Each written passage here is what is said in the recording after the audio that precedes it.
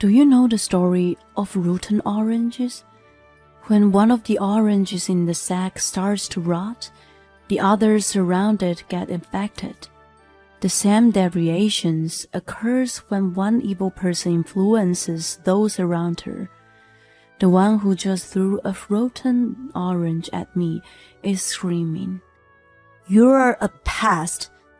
Talk about the pot calling the kettle black. Don't you think that the person who bites other people's hands off is a rotten orange? That's what I'd like to talk about today. My name is Alicia. I got married a year ago. I'm a 30-year-old who is devoted to work and marriage. My relationship with my husband Ryan is perfect. If my career continues to grow, I would like to have a child in the future. I'm still 30, but already 30. Everyone has their own opinions, and I have mine. I'd like to go with the flow. What are you talking about? Have a baby right away. Women are meant to bear children.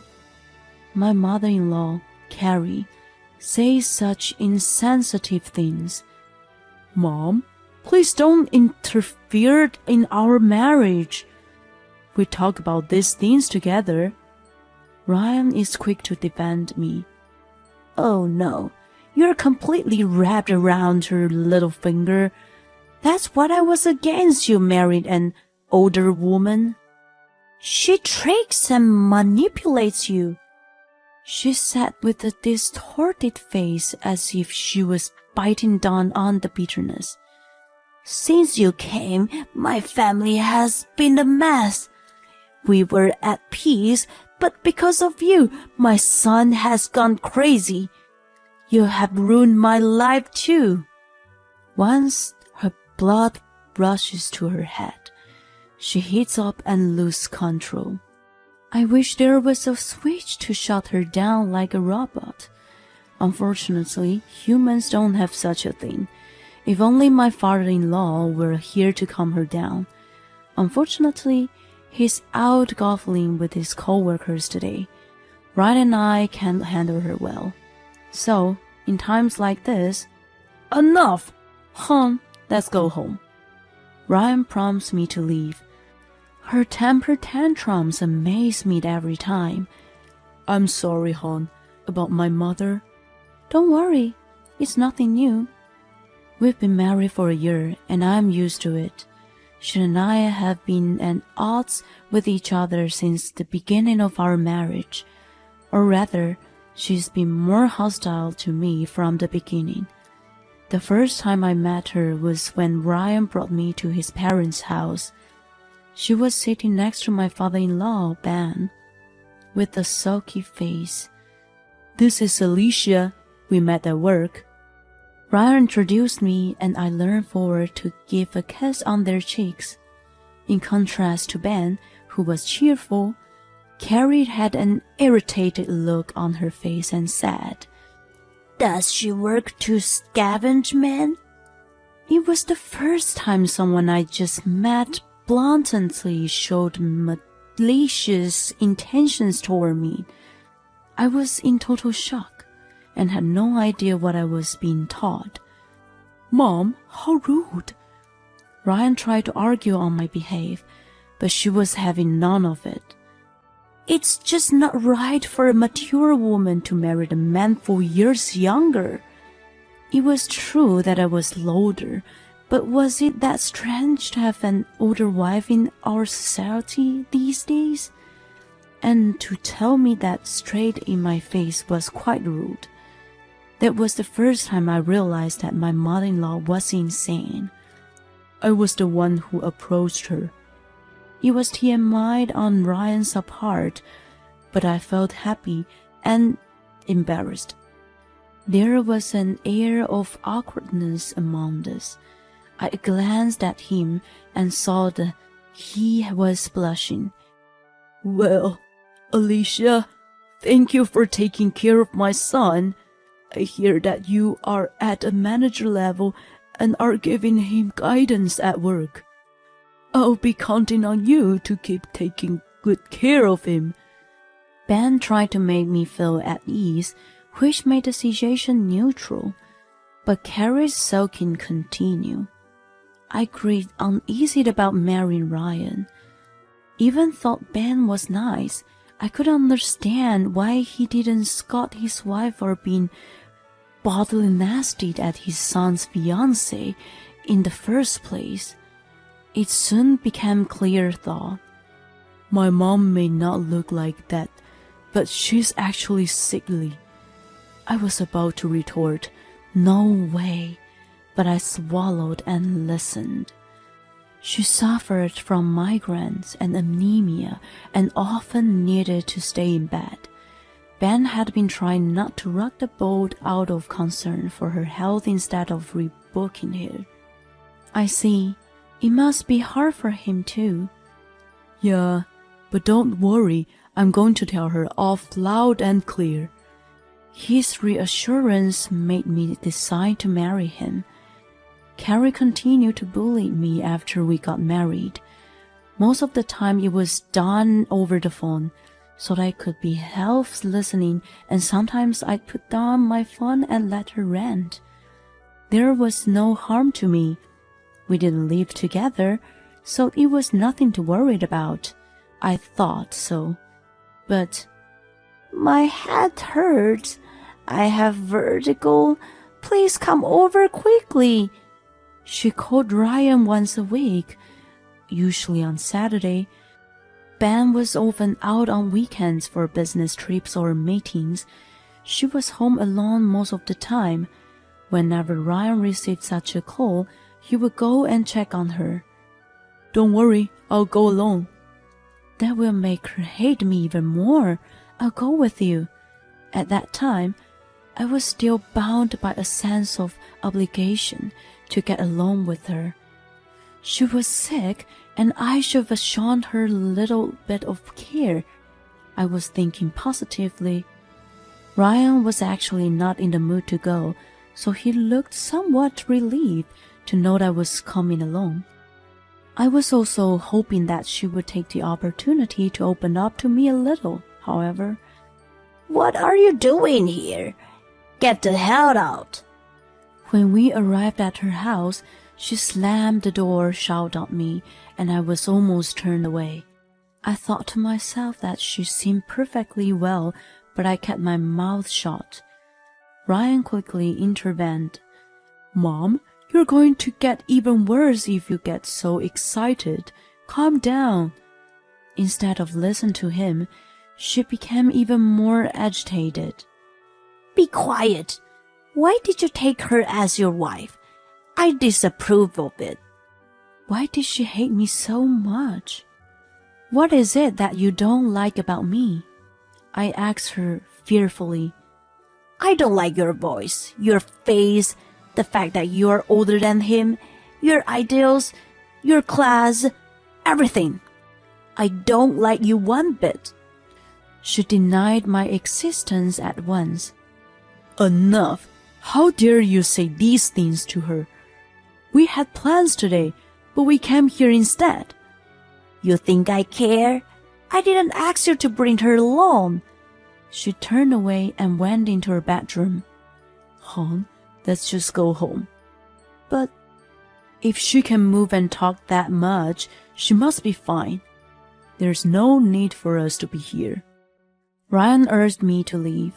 When we were walking to the train station, Hi, it's been a long time.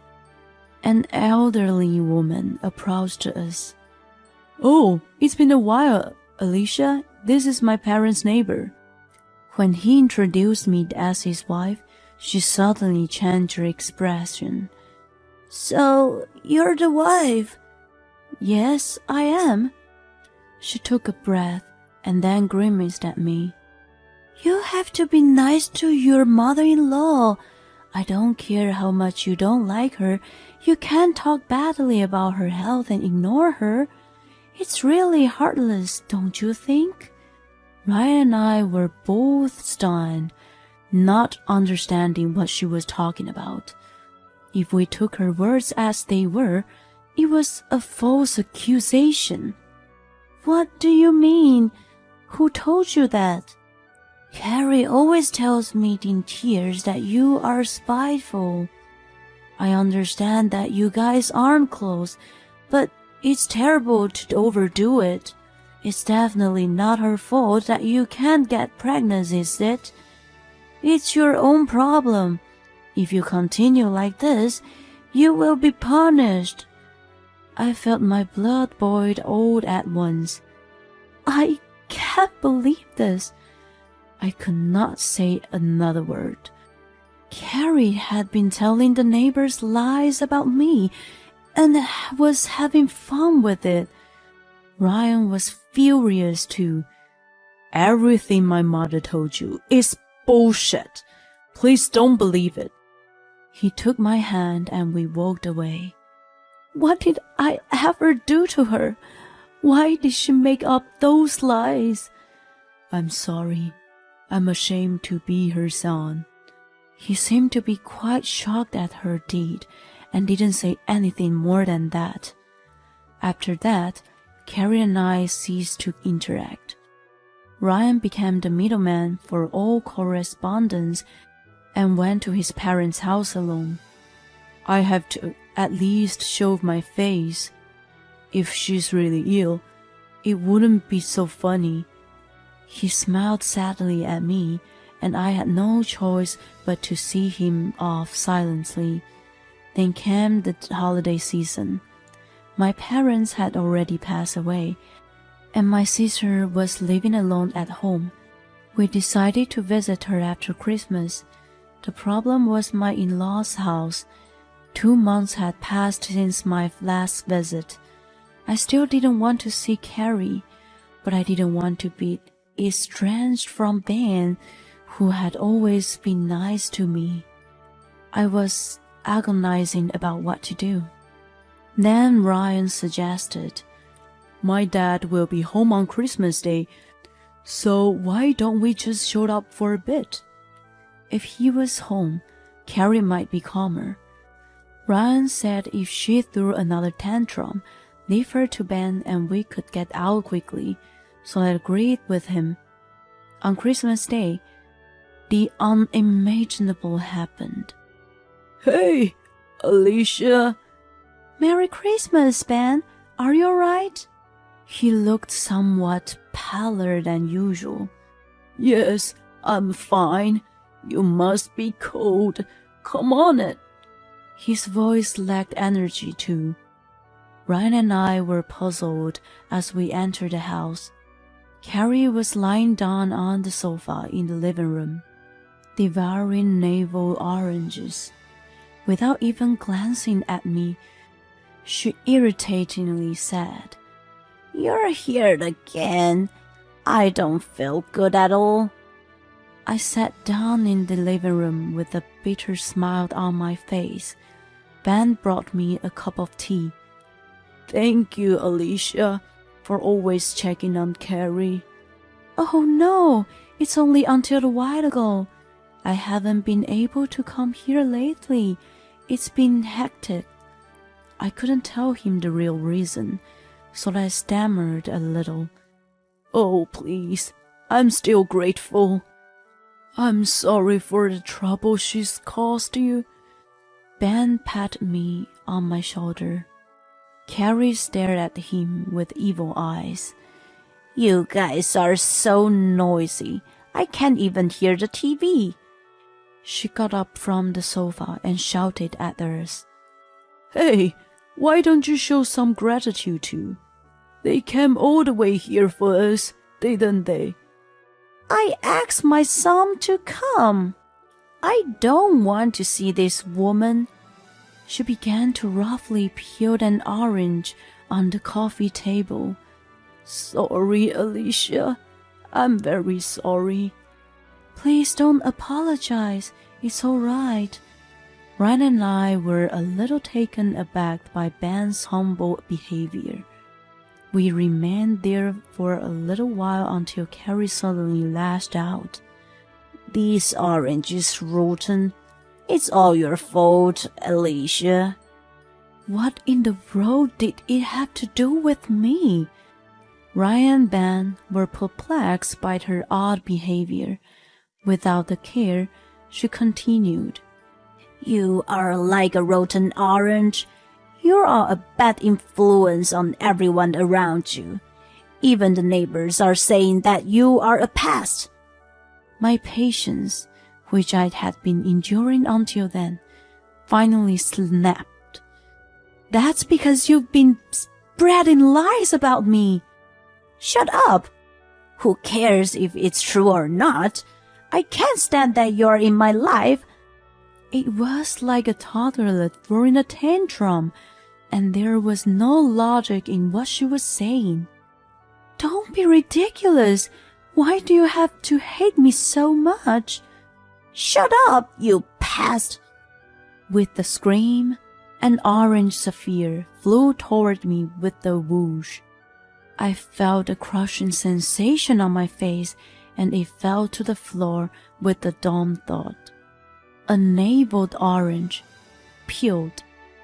You are a rotten orange. That's what you are. You have to be thrown away. She looked at Ben and Ryan and continued her rant. She talks back too much. Just throw her out and be done with it. I feel sick. What are you waiting for, Ben? Get rid of her. I couldn't take it anymore. I was such a fool for trying to be good to her. I wiped the juice off the orange splattered on my face with tissues. I thought I couldn't be a member of this family. Ryan and I might have been finished. Such a sense of despair came over me. At that moment, Ben spoke up. I see. Then I should leave you too. His voice rumbled. Agreed. I'm determined to get my mother out of my life now too, Dad. Ryan followed quietly. See, I told you. Carrie misunderstood for a moment that they were going to get rid of me. She seemed to recite the lies in her head and finally understood.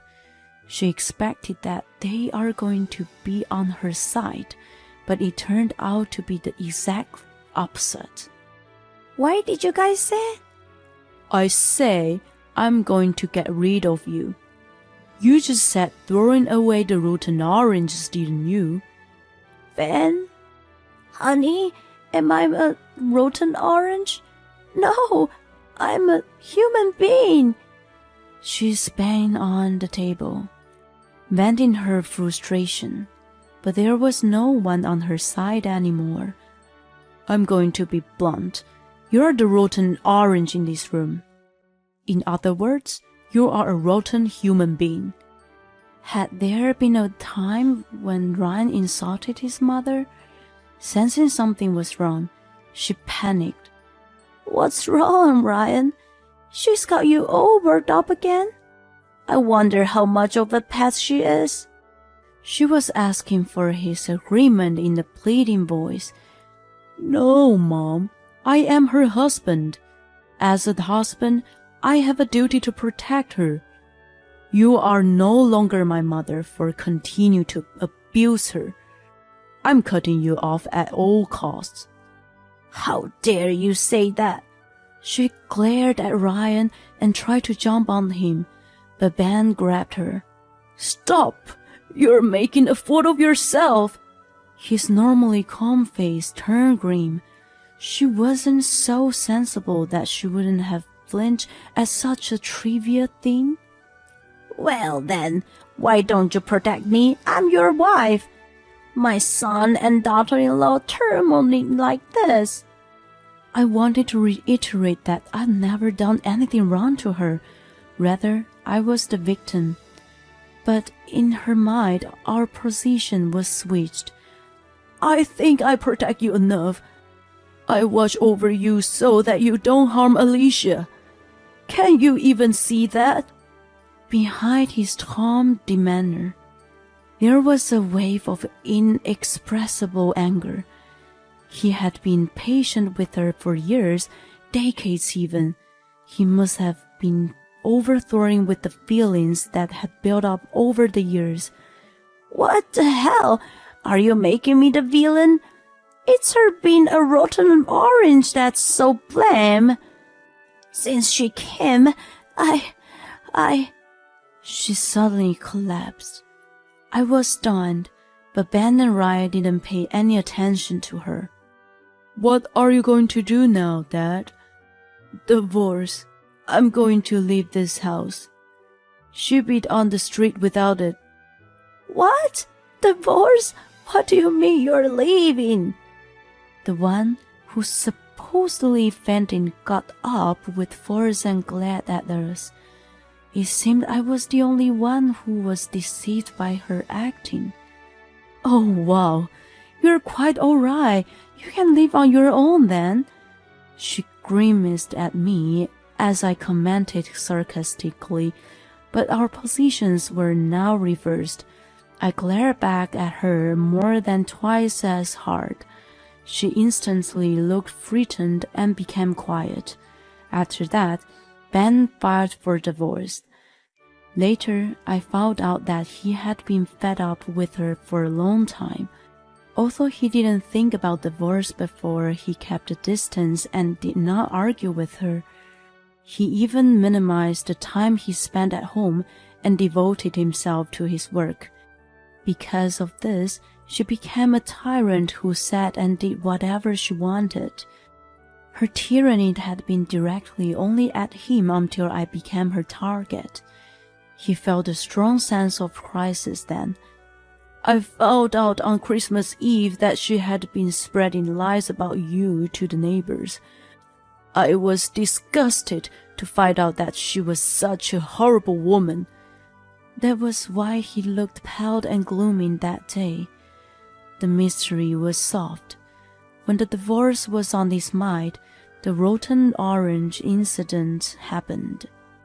That was the last straw for him to make up his mind. She's put you through a lot of pain. Apologizing won't make it go away. No worries, it's you who've had it tough over the decades. When I consoled him, his eyes became watery. I was skeptical that he was really capable of leaving his silky wife. She even lied about being sickly. It was all an act. When I heard it, I was really dumbfounded. She tried to gain his sympathy and pretending that she was seriously ill and refused to divorce him on that basis. However, a medical checkup revealed that there was no problem. There must be something wrong with me. Just find it. As she lost her position, she ranted and raved at the hospital. After the divorce, Ben turned the house over to her as part of the property division and moved out. He informed the neighbors about the divorce and cleared all the lies she made up. He put everything in order, including restoring my honor. The neighbor who accused me called and apologized to me. The rotten orange incident is supposedly still talked about today. Her neighbors know about her past misdeed, so it's become difficult for her to live there. My husband tells me about Carrie's current life, and I almost burst into laughter. Well, she deserves it, doesn't she? I hope Ben will have a peaceful life after all the trouble he's been through. I do too. I'm happier now, so I'm sure he'd find his happiness too. Shall we go give him a happy news then? I'm gonna be a father too. He took my hand gently. I put my hand on my stomach, which was showing a tiny bump. It felt warm against my hand.